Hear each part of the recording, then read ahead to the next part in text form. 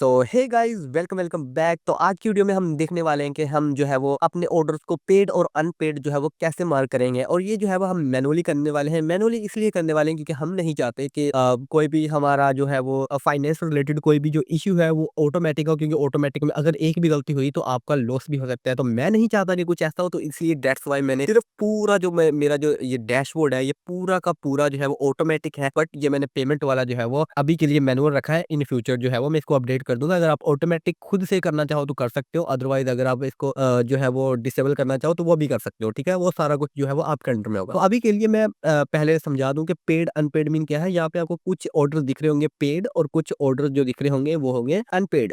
तो इससे मतलब ये होगा कि पेड का मीन कोरियर ने आपको ऑलरेडी पे कर दी है अमाउंट, जितनी भी आपकी सीओडी अमाउंट बनती थी वो कोरियर ने पे कर दिया। और अनपेड का मतलब अभी कोरियर ने आपकी जो है वो अमाउंट पे नहीं की। तो ये वो कैटेगरी में आ जाते हैं। ठीक है, आप इनको जो है वो बल्क में भी मार्क कर सकते हो। जैसे मैं इन तारों को सिलेक्ट करके पेड मार्क कर देता हूँ, उनके डेट्स मीन मुझे कोरियर ने दे दिया है। तो जितने भी बाकी के रहते थे वो सारे के सारे जो है वो पेड मार्क हो जाएंगे। अभी आप देख रहे हो कि सारों का जो स्टेटस है वो पेड मार्क हो चुका है। ऐसे ही आप सारों को जो है वो अनपेड भी कर सकते हो। और डेट रेंज के हिसाब से आप किसी कोरियर की करना चाहते हो तो वहां पे आप फिल्टर लगा लो, जैसे कि मैं एलसीएस के लगा के या फिर स्पेसिफिक डेट के किसी ऑर्डर्स को जो वो करना चाहता हूँ तो मैं यहाँ से जो है वो इजीली कर सकता हूँ। तो अभी यहाँ पे आपको दिखाता हूँ कि बहुत सारी जगहों पे जो है वो आपको पेड अनपेड दिखेगा। जैसे कि अभी मैं आता हूँ आपको स्टैट्स टैब में, स्टैट्स टैब के अंदर यहाँ पे आपको दिख रहा है पेड एक्सपेंसेस। तो ये एक्सपेंसेस वाला कुछ अलग है। इसका मतलब ये है कि आपने किसी को पे जो देनी थी वो दे दी है या फिर नहीं दी या फिर पेंडिंग में है। तो ये वो चीज है। यहाँ पे दिख रहा है पेड कोरियर टैक्स, ये वही सीओडी टैक्स के रिलेटेड है। तो यहाँ पर अगर पेड मार्क है तो डेट्स मीन कोरियर ने आपने कोरियर को पे कर दिया। अगर अनपेड है डेट्स मीन आपने कोरियर को अभी तक नहीं पे किया। ठीक है,